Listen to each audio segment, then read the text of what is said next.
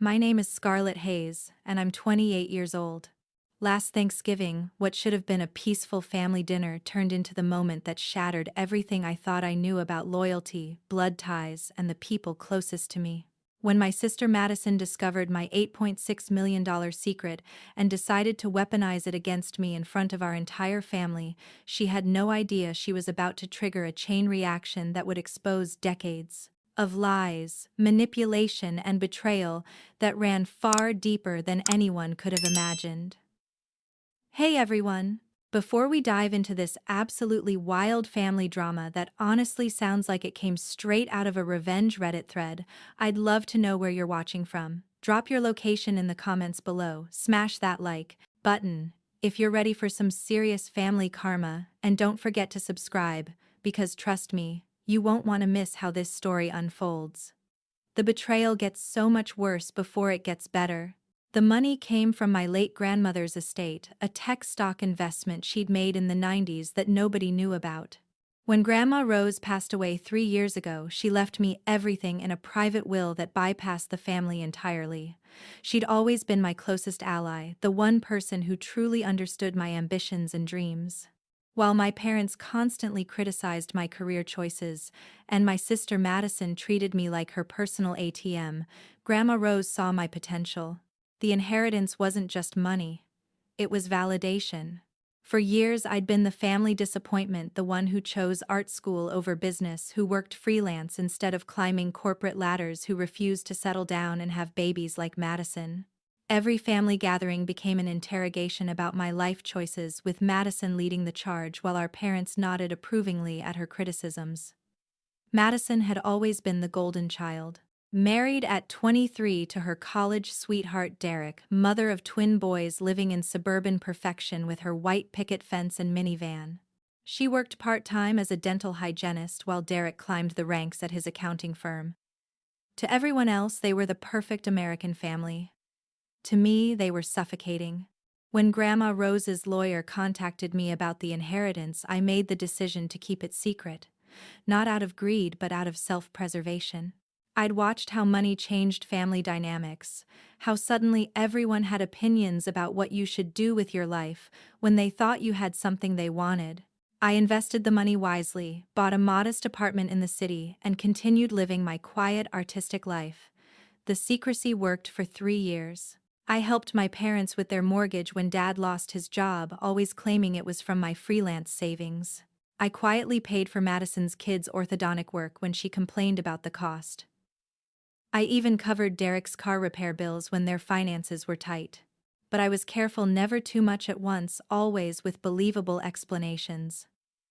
Thanksgiving 2024 changed everything. Madison arrived at our parents' house in a foul mood. Derek had been passed over for another promotion, their mortgage rates had increased, and she was stressed about Christmas expenses. She'd spent the entire week before sending me passive-aggressive texts about how nice it must be to be single with no real responsibilities. The explosion happened during dessert. Mom was serving her famous apple pie when Madison's phone buzzed. She glanced at it, then froze. Her face went white, then red, then purple with rage. "What is this?" she hissed, shoving her phone in my face. On the screen was a banking notification. Somehow she'd accessed my account information. Later, I'd discover that Derek had used his accounting connections to run a background credit check on me, supposedly for a family financial planning project our parents had mentioned wanting to do. Scarlett Madison's voice was deadly quiet. "Why does your bank account show $8.6 million? The dining room fell silent except for the ticking of Mom's antique clock. Dad's fork clattered onto his plate. Mom gasped audibly. I felt every eye in the room boring into me, waiting for an explanation I wasn't prepared to give. "I can explain," I started. $8.6 million. Madison shrieked, jumping to her feet so violently her chair toppled backward. "While Derek and I have been struggling to pay our bills, while I've been lying awake at night worrying about college funds for the boys, while I've been clipping coupons and shopping at discount stores you've been sitting on. Nearly $9 million. Madison, please, please what? Please continue lying to your family. Please keep pretending you're broke while we've all been worrying about you. Her voice cracked with a mixture of fury and genuine hurt. Do you know how many times I've lost sleep worrying about your financial stability? How many times Mom and Dad have talked about helping you get back on your feet? Derek was staring at his phone, frantically scrolling through what I realized must be a detailed financial report. The account's been active for 3 years, he announced, his voice cold and accusatory. Regular investment, transfers, property purchases, luxury expenditures disguised as art supplies. That's when I realized the true scope of their investigation. This wasn't a accidental discovery, this was a coordinated attack. They'd been planning this confrontation, gathering evidence, building a case against me like I was some kind of criminal. Where did this money come from? Mom's voice was barely a whisper, but it cut through the chaos like a knife. Scarlett, honey, you need to tell us the truth. Are you involved in something illegal? Is this why you've been so secretive? The accusation hit me like a physical blow. My own mother, the woman who'd raised me, was suggesting I might be a criminal rather than considering that maybe, just maybe, I'd come into money legitimately and chosen to keep it private. It's from Grandma Rose, I said quietly, my voice steady despite the storm raging inside me. She left it to me in her will. The silence that followed was deafening. Then Madison exploded again. Bullshit. Grandma Rose's will was read to the whole family. She left her house to Mom and Dad, her jewelry to me, and her books to you. There was no money, there was a separate will, I explained, my patience wearing thin. A private trust she'd established years earlier. Her lawyer contacted me after the funeral. Prove it, Derek demanded, his CPA instincts kicking in. Show us the documentation. And that's when I made my first strategic decision in what would become an all-out family war. I looked around the table at these people who were supposed to love me unconditionally, who had just spent the last 20 minutes accusing me of everything from theft to fraud, and I said the words that would change everything. No, I don't owe any of you proof of anything. Madison's face went apoplectic. How dare you? After everything this family has done for you, after all the times we've helped you, supported you, worried about you, helped me, I interrupted, finally finding my voice and my anger. When exactly have any of you helped me? When have you supported anything I've ever wanted to do? That's when the real truth started spilling out, and I realized this Thanksgiving dinner was about to become a reckoning 3 years in the making. The silence following my question was pregnant with years of unspoken resentments and carefully buried truths. Madison's mouth opened and closed like a fish gasping for air while Derek furiously tapped on his phone, undoubtedly trying to find more ammunition against me.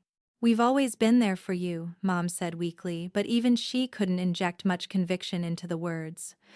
Really? I asked, my voice gaining strength as the initial shock wore off and cold clarity took its place. Were you there when I graduated summa cum laude from art school and nobody came to my ceremony because it wasn't a real degree? Were you there when I had my first gallery showing and Madison said it was cute but not practical? Were you there when I won the regional arts grant and Dad asked when I was going to get a real job? Madison scoffed. Oh please, we were being realistic about your career choices. Someone had to be the voice of reason while you were chasing impossible dreams. Impossible dreams that just so happened to fund your children's dental work, I shot back. Impossible dreams that paid for Dad's mortgage when he lost his job. Impossible dreams that somehow had enough freelance savings to help this family whenever you needed it. The color drained from Derek's face as the implications of my words hit him. He'd been so focused on exposing my financial secret that he hadn't considered where all those timely financial helps had actually originated. You're saying you've been helping us with the inheritance money, Dad's voice was barely audible. For 3 years, I confirmed. Every time any of you came to me with financial problems, I helped. When Derek's car broke down and you couldn't afford repairs, where do you think that $2,000 came from? When the twins needed orthodontic work and Madison spent weeks complaining about the cost, who quietly transferred the money to cover it?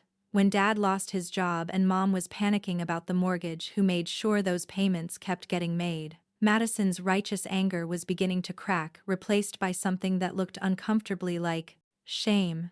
But instead of acknowledging it, she doubled down. "That doesn't excuse lying to us for 3 years," she shouted.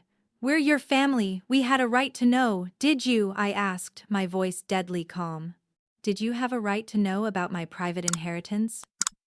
Because I'm pretty sure legal documents and bank accounts are private unless the owner chooses to share them. I'm pretty sure that in America even family members don't have an automatic right to each other's financial information." Derek was scrolling through his phone again and his expression was growing increasingly uncomfortable. "Actually," he said quietly, "I think we might have some legal issues here." Madison whirled on him. "What do you mean?" "I mean, the way I accessed her financial information," Derek mumbled. "Using my CPA credentials to run unauthorized credit checks on family members. That's potentially illegal. I could lose my license if she reports this." The room fell dead silent as the full scope of their invasion of my privacy became clear. They hadn't just stumbled upon my bank information, they'd actively conducted an investigation into my private affairs using professional credentials that Derek could lose. But Madison was too far into her fury to back down now. "Oh, so now you're going to threaten us. You're going to report Derek for trying to help the family with financial planning." "I never asked for financial planning," I said quietly. "I never gave permission for anyone to access my private financial information. And I certainly never agreed to be ambushed at Thanksgiving dinner over money that was legitimately left to me by someone who wanted me to have it." That's when Mom finally spoke up, her voice thick with something between regret and confusion. "Scarlett, honey, we just don't understand why you felt you couldn't trust us with this." And there it was, the heart of the matter wrapped up in Mom's wounded tone. They weren't really angry about the money itself. They were angry that I'd made a conscious choice to exclude them from something significant in my life. They were angry that I'd seen through their conditional love and decided to protect myself from their judgment and expectations. "Because of this," I said, simply gesturing around the room at the chaos they'd created. "Because I knew that the moment you found out about the money, none of you would see me as Scarlett anymore. I'd just be the family bank account with attitude problems." Madison snorted. "That's ridiculous. We love you." "Do you?" I asked. "Because for the past 3 years the only time any of you have called me is when you needed something. Money, babysitting, emotional labor when your marriages got rocky or your careers hit bumps. When's the last time any of you called just to see how I was doing?" The silence stretched on, and I could see them all frantically searching their memories for evidence to contradict my statement. The fact that none of them could immediately come up with an answer told me everything I needed to know. That's when I made my second strategic decision, one that would set the stage for everything that followed. "You know what," I said, standing up and carefully folding my napkin beside my untouched slice of pie. "I think I've had enough family dinner for one night. Madison, since you're so concerned about honesty and transparency in our family relationships, I'm going to give you exactly what you're asking for." "What's that supposed to mean?" she demanded. I smiled, and I could feel that it wasn't a particularly warm expression. "It means that from now on there are going to be some new rules about how this family operates. And since you're so interested in investigating people's private business, I think it's only fair that we make everyone's business equally transparent." Derek's face went pale. "Scarlett, what are you talking about?" "I'm talking about the fact that if you want to play investigator with my finances, then maybe we should investigate everyone's secrets. After all, fair is fair, right, Madison?" My sister's confident smirk faltered slightly. "I don't know what you think you're implying." "I'm not implying anything," I said sweetly. "I'm just saying that if we're going to have complete financial and personal transparency in this family, then everyone gets to play by the same rules, including you." And with that, I walked out of my parents' house, leaving behind a family dinner that had just become the opening shot in a war none of them saw coming. The next 48 hours were a masterclass in family dysfunction. My phone exploded with texts, calls, and voicemails ranging from Mom's tearful pleas for me to come home and work this out like a family, to Madison's increasingly unhinged demands that I apologize for ruining Thanksgiving and being Selfish. But the most revealing communication came from Derek, a formal email sent from his work account, written in the cold professional tone he usually reserved for difficult clients. He demanded a full accounting of how I'd used family resources over the past 3 years, threatened legal action if I didn't provide documentation of my inheritance, and suggested that I owed the family restitution for emotional damages caused by my deception. That email was exactly the ammunition I needed. See, Derek had made a critical error. By sending legal threats from his work email and referencing his unauthorized access to my financial information, he'd created a paper trail that any lawyer would love to get their hands on. But more importantly, he'd revealed just how far he and Madison were willing to go to control and punish me. I forwarded Derek's email to my lawyer. Yes, when you inherit $8.6 million, you get a very good lawyer, along with screenshots of Madison's increasingly abusive text messages. Within 6 hours, I had a restraining order application ready to file and a detailed report of Derek's potential licensing violations prepared for the state accounting board. But I didn't file them. Not yet. Because I was just getting started. Instead, I started making some phone calls of my own. The first call was to Aunt Sarah, Mom's younger sister who lived across the country and had always been the black sheep of the extended family. Sarah had been cut off from family events years ago after she'd called out some uncomfortable truths about the family dynamics during Madison's wedding reception. Turns out Sarah had a lot of very interesting observations about our family that she'd been keeping to herself out of politeness. "Oh, honey," Sarah sighed when I told her about the Thanksgiving incident. "I've been waiting for this shoe to drop for years. Madison's always been jealous of you, and your parents have always enabled it because it was easier than dealing with her tantrums." "What do you mean?" I asked, though I had a feeling I knew where this was going. "Scarlett, that girl has been competing with you since you were in diapers. Every time you accomplished something, she found a way to diminish it or redirect attention back to herself. And your parents just let her do it because managing Madison's emotions became more important than celebrating your achievements." Sarah went on to tell me stories I'd forgotten or never fully understood as a child. How Madison had accidentally destroyed my science fair project the day before competition because I might have won.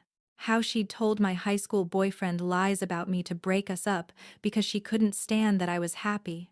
How she deliberately scheduled her engagement party the same weekend as my art school graduation so the family would have to choose which event to attend and had thrown a fit when I suggested they could do both. "And Derek," Sarah continued, her voice taking on a disgusted tone. "That man has been looking for ways to get his hands on family money since the day he married Madison. He's the one who convinced her to push for power of attorney when your grandmother got sick, remember? He's been sniffing around for inheritance possibilities for years."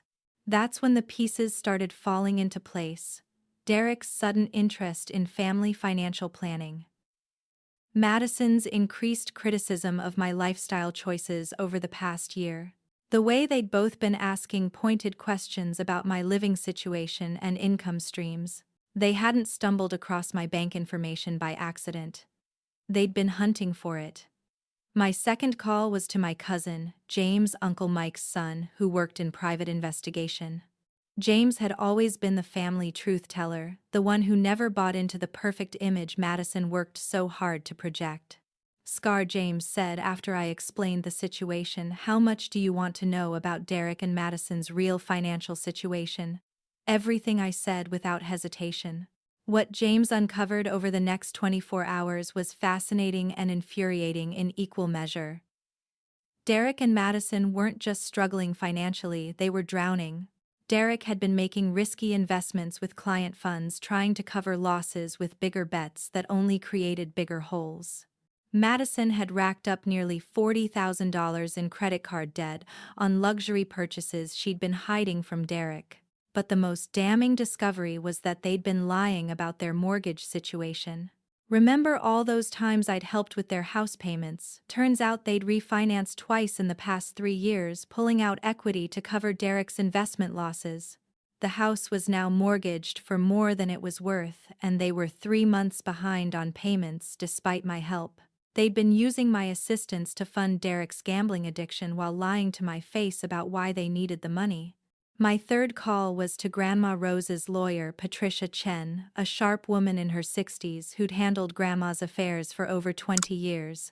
"Miss Hayes," Patricia said when I explained what had happened, "I think it's time I told you something your grandmother made me promise to keep confidential until it became absolutely necessary."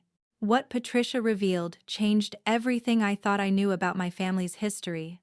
Grandma Rose hadn't just left me money, she'd left me a detailed letter explaining why. A letter that outlined years of observations about how the family treated me, specific incidents of Madison's manipulative behavior, and her growing concerns about Derek's character and financial instability. "Your grandmother was very clear," Patricia explained. "She wanted you to have the resources to live independently of your family if they ever tried to control or manipulate you. She'd watched the patterns for years and was worried about what might happen when she wasn't there to protect you anymore." But the real bombshell was that Grandma Rose had also left detailed instructions about what to do if the family discovered the inheritance and reacted poorly. Instructions that included releasing a much larger trust fund that I didn't even know existed. "There's a second inheritance, Scarlett. A much larger one. Your grandmother set it up so that if your family tried to claim or control the first inheritance, the second one would be activated and placed entirely beyond their reach forever." The amount was staggering enough to make the $8.6 million look like pocket change. And according to the terms, Grandma Rose had set up Madison and Derek's behavior at Thanksgiving dinner, and Derek's subsequent legal threats had already triggered the activation clauses. As I hung up the phone, I realized that my family's greed and entitlement had just cost them any chance of ever benefiting from Grandma Rose's generosity, and I was about to become wealthy enough to ensure they could never threaten or manipulate me again. But first, I had some family business to finish. That evening, I sent a group text to my parents' Madison and Derek family meeting tomorrow at 2 p.m. Parents' house. "We're going to discuss transparency and honesty in our family relationships. Everyone's invited, but attendance is mandatory if you want to remain in my life going forward." The responses came flooding in immediately: confusion, demands for explanations, threats, and ultimatums. But I didn't respond to any of them. I was too busy preparing for the most satisfying family meeting of my life. Sunday afternoon at 2 p.m. sharp, I walked into my parents' living room carrying a manila folder thick with documents and my laptop bag. The entire family was assembled, Mom and Dad on the couch looking anxious, Madison pacing by the window, and Derek sitting rigidly in Dad's armchair with his phone clutched in his hand like a weapon. Finally, Madison snapped before I'd even set my bag down. "Are you ready to apologize and explain yourself?" "Actually," I said calmly, setting up my laptop on the coffee table, "I'm here to give you exactly what you asked for: complete transparency about our family's financial situation." Derek leaned forward, his eyes gleaming with what he probably thought was victory. "Good. We've prepared a list of questions about your inheritance and how you've been spending." "Derek," I interrupted smoothly, "before we get to my finances, I think we should start with yours. After all, you're the one who wanted family financial planning, right?" I opened my laptop and pulled up the first document James had compiled. "Let's begin with your investment activities. Specifically, the $47,000 in client funds you've been using for unauthorized cryptocurrency trading over the past 18 months. The color drained from Derek's face so quickly I thought he might faint. Madison stopped pacing mid-step. That's confidential information," Derek stammered. "Funny thing about confidentiality," I replied. "It works both ways. Just like how my bank account information was supposed to be confidential until you illegally accessed it using your professional credentials." I clicked to the next screen. "Madison, let's talk about your credit card debt: $39,812 across 7 different cards. Interesting purchases here: a $5,000 handbag, weekly spa treatments, designer clothes for the twins that they've outgrown without wearing." Madison's mouth opened and closed soundlessly. Mom gasped audibly from the couch. "But here's my favorite part," I continued, genuinely enjoying myself now. All those times you came to me for help with orthodontist bills and car repairs. You weren't actually behind on those payments. You were using my money to cover Derek's investment losses while maintaining your lifestyle. Scarlett, Dad said weakly, how do you know all this? Because unlike some people in this room, I hired professionals to legally obtain information I needed. I pulled out Patricia's letter, but let's talk about something even more interesting. Grandma Rose's real feelings about this family. I began reading selected passages from Grandma Rose's letter, her observations about Madison's jealousy, her concerns about Derek's character, her frustration with my parents' enabling behavior. With each sentence, I watched my family's carefully constructed narratives crumble. She knew, Mom whispered. She saw all of it. She saw everything I confirmed, including the fact that Madison deliberately scheduled her engagement party to conflict with my graduation, including Derek's questions about inheritance possibilities during her final illness, including the way you all consistently dismissed my achievements while celebrating Madison's mediocre ones. Madison finally found her voice. That's not fair. Grandma Rose was always biased toward you, was she? I asked. Or did she just see clearly what the rest of you chose to ignore? I clicked to another document. Speaking of seeing clearly, let's discuss your mortgage situation. Derek want to explain to your wife how you've refinanced their house twice without telling her, pulling out equity to cover your gambling losses. The explosion was immediate and spectacular. Madison whirled on Derek, her face contorted with rage and betrayal. You told me the refinancing was for home improvements. You said we needed to consolidate debt, Madison, I can explain. Derek started, but she was already screaming over him. $47,000 in unauthorized trading. Gambling with client money. How long before you get arrested, Derek? How long before we lose everything because of your addiction? It's not an addiction, Derek protested, weakly. I was trying to make enough money to pay for the twins' college to give us financial security. By stealing from your clients and lying to your wife, I interjected. That's not financial planning, Derek. That's fraud.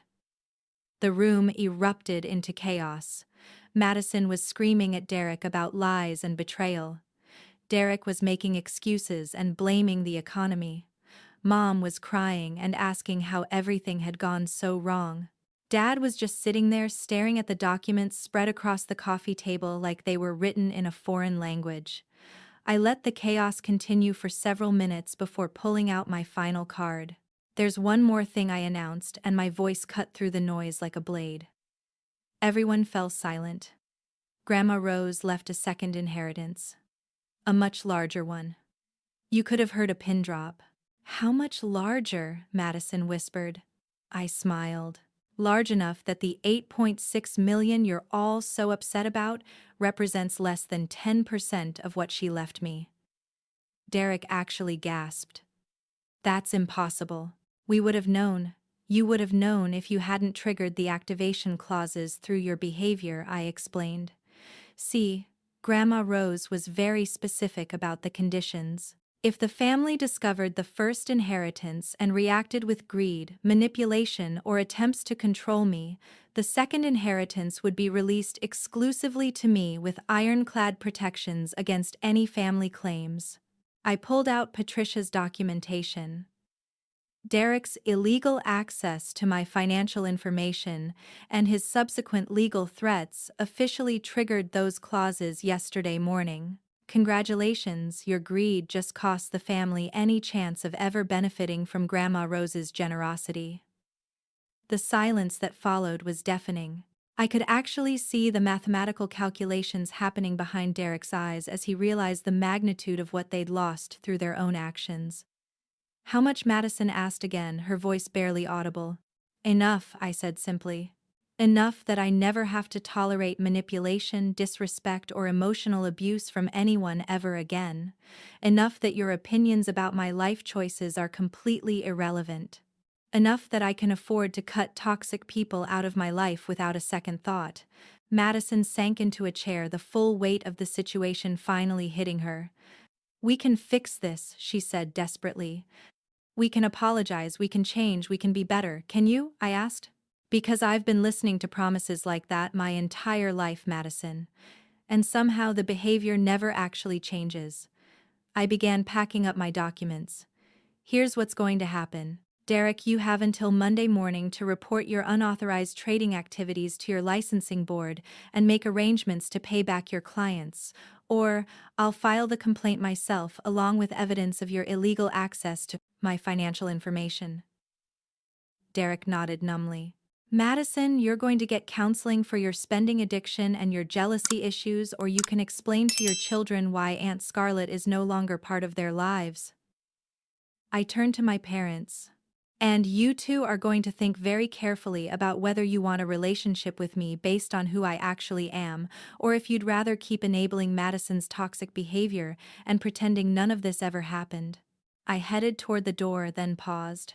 Oh, and Madison, next time you want to know something about my life, try asking instead of launching a coordinated investigation. You might be surprised by how much more pleasant that approach can be. As I walked out the door, I could hear the renewed arguing erupting behind me.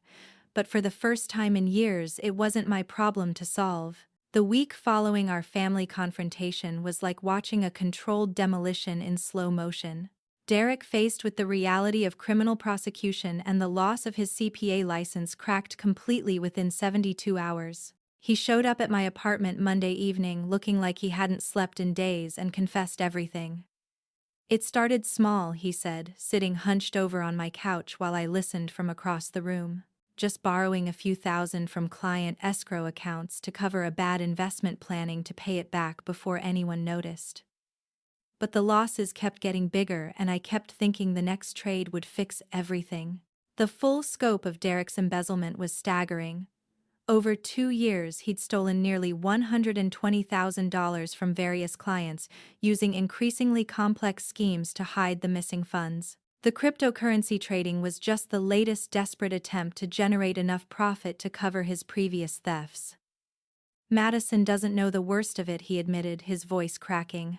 She thinks it's just the $47,000 you mentioned. If this comes out, we'll lose everything. The house, our reputation, probably our marriage. The twins will grow up knowing their father is a criminal. I felt a flicker of sympathy for Derek, but it was quickly overwhelmed by anger at his manipulation. Even in his confession, he was trying to make me responsible for his family's well-being. Derek, I said firmly, you made these choices. You stole from clients who trusted you. You lied to your wife for 2 years. You violated my privacy and threatened me legally when I wouldn't enable your schemes. The consequences of your actions are not my responsibility. He left that night with a promise to turn himself in to the authorities and confess to his clients within the week. I never found out if he followed through because by Wednesday Madison was calling me with even bigger problems. Derek's gone, she said, her voice hollow with shock. He took the twins to his mother's house in Oregon and won't answer his phone. He left a note saying he needs time to think and that I should talk to you about damage control. I almost laughed at the audacity. Derek had fled the state with his children rather than face the consequences of his crimes, and somehow this was still supposed to be my problem to solve. Madison, I said carefully, what exactly do you want me to do about your husband abandoning you? I want you to fix this, she exploded. You caused all of this with your secrets and your revenge plots. You destroyed my marriage, I destroyed your marriage, I repeated incredulously. Madison, I didn't force Derek to steal money from his clients. I didn't make him lie to you for 2 years. I didn't tell him to take your children and flee the state when he got caught. But Madison was too deep in denial and desperation to accept responsibility. Over the next few days, she launched a campaign to turn our extended family against me, calling aunts, uncles, and cousins with her version of events, one where I was a vindictive sister who had used my inheritance to destroy her innocent family out of jealousy and spite. Some family members bought her story initially. Uncle Mike called to lecture me about family loyalty. Cousin Jennifer left a voicemail about how disappointed Grandma Rose would be with my behavior. Aunt Linda sent a long email about forgiveness and Christian values. But then James and Sarah started sharing the documentation I'd provided them, Derek's confession, the evidence of his thefts, the timeline of lies and manipulation. One by one, the family members who'd initially sided with Madison began to understand the real situation. The turning point came when Derek's former boss contacted the family to warn them that Derek was being investigated by both the state licensing board and the FBI for embezzlement and wire fraud. Suddenly, Madison's narrative about my vindictive revenge plot crumbled under the weight of federal criminal charges. Meanwhile, my parents were struggling with their own reckoning. Dad called me Thursday night, his voice heavy with guilt and regret. "Scarlett," he said, "your mother and I have been talking and we realize we owe you a massive apology. Not just for Thanksgiving, but for years of failing you as parents. It was progress, but it felt too little too late. Dad, I appreciate the apology, but I need to see changes in behavior, not just words." "What would those changes look like?" he asked, and I could hear genuine desire to repair our relationship in his voice. "It looks like treating me like an adult whose decisions you respect even when you don't understand them," I said. "It looks like stopping Madison when she attacks me instead of staying silent to keep the peace. It looks like acknowledging that I've been successful and generous, not constantly treating me like I'm failing at life."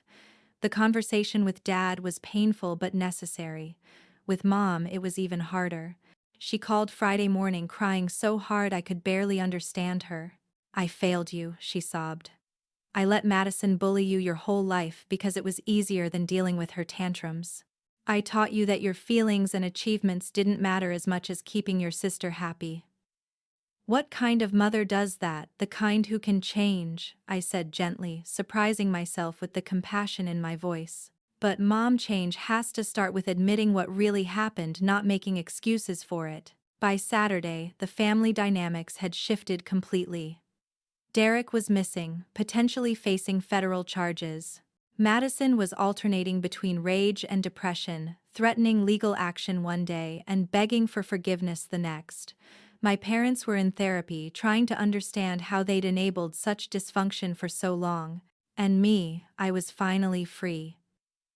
For the first time in my adult life, I wasn't managing anyone else's emotions or financial crises. I wasn't walking on eggshells to avoid Madison's jealousy or my parents' disappointment. I wasn't secretly funding other people's lives while being criticized for my own choices. The relief was overwhelming.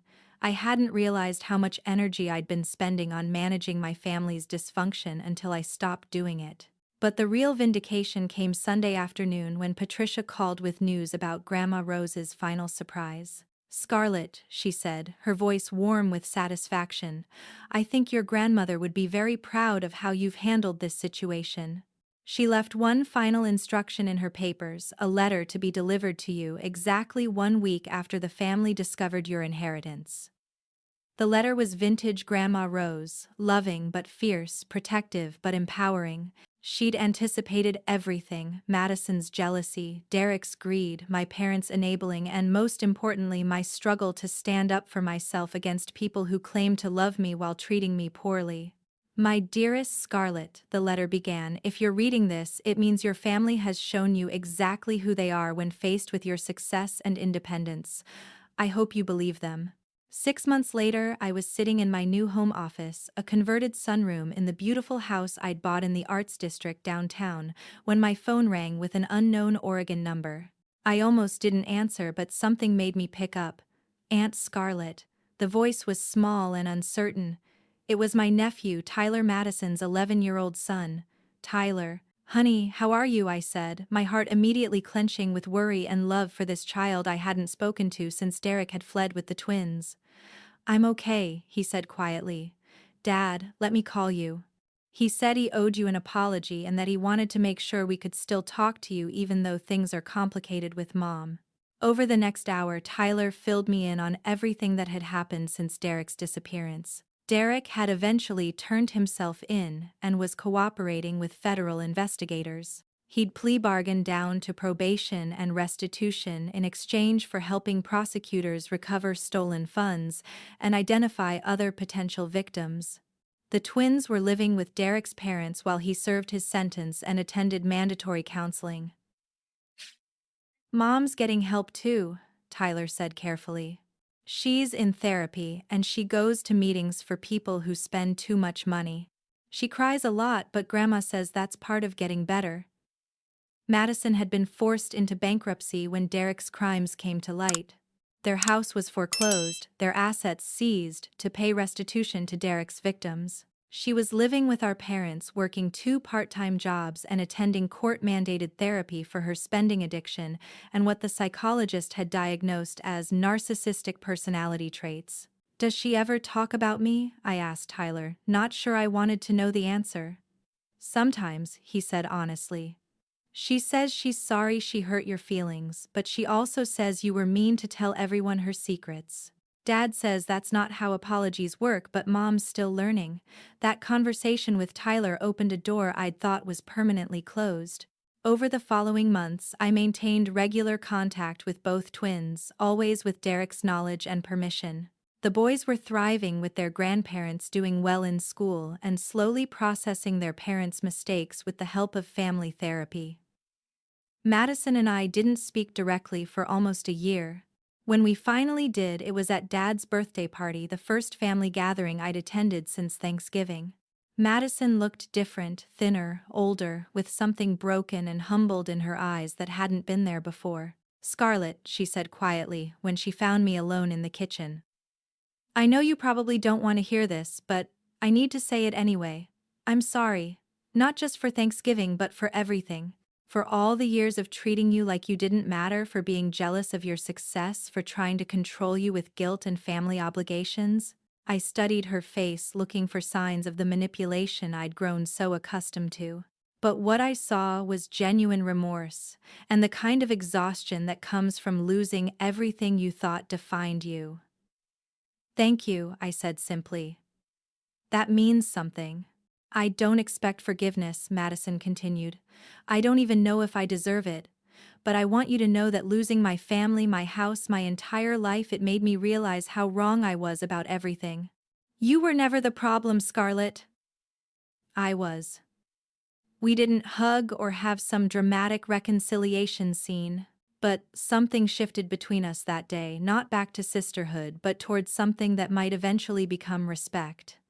My relationship with my parents had evolved more successfully. They'd committed to family therapy and had made genuine efforts to change their patterns of enabling and favoritism. Dad now called regularly just to check in, not because he needed something. Mom had attended my latest art showing and spent the entire evening bragging to strangers about her successful artist daughter. It wasn't perfect, and there were still moments of backsliding, but it was real progress built on honest communication rather than obligation and guilt. The biggest surprise came from my extended family. Aunt Sarah had moved back to the area after her divorce finalized, and we'd become genuinely close. James and I started a tradition of monthly dinners where we could discuss family dynamics without judgment or drama. Even some of Madison's former allies, like Cousin Jennifer, had reached out to apologize for initially taking Madison's side without getting the full story. But the most important relationship I developed was with myself. Therapy had helped me understand that my people-pleasing tendencies and financial generosity had often been ways of avoiding conflict rather than expressions of genuine love. I'd learned to say no without extensive justification, to set boundaries without guilt, and to prioritize my own well-being without feeling selfish. My art career had flourished in ways I'd never imagined possible. Without the constant drain of managing family crises and financial emergencies, I'd had the mental space and emotional energy to pursue ambitious projects. I'd had 3 gallery showings, sold pieces to collectors across the country, and even started teaching workshops for other artists. The money from Grandma Rose had given me freedom, but the real gift had been learning that I was worthy of love and respect exactly as I was, not as the family problem solver or secret bank account, but as Scarlett, the artist who saw beauty in unexpected places, and had finally learned to protect that vision from people who couldn't understand it. As I finish this story, I'm sitting in my studio, surrounded by half-finished paintings and the kind of creative chaos that used to worry my family but now brings me pure joy. The late afternoon light is streaming through the windows, and I'm working on a piece inspired by Grandma Rose, a portrait of a woman who understood that sometimes the greatest gift you can give someone is the resources to save themselves. Have you ever had to choose between family loyalty and your own well-being? Have you experienced that moment when you realized that people who claim to love you might actually be threatened by your success? I'd love to hear your stories. In the comments below, sometimes we find the most healing in knowing we're not alone in these struggles. If this story resonated with you, please hit that like button and subscribe for more real-life family drama stories. Share this with anyone who's ever had to set boundaries with toxic family members. You might be surprised how many people need to hear that it's okay to prioritize your own happiness. Thank you for listening to my story, and remember, blood doesn't automatically earn respect. Love without boundaries isn't really love, and sometimes the family you choose is more valuable than the family you're born into. Here's to finding your people, protecting your peace, and never apologizing for your success.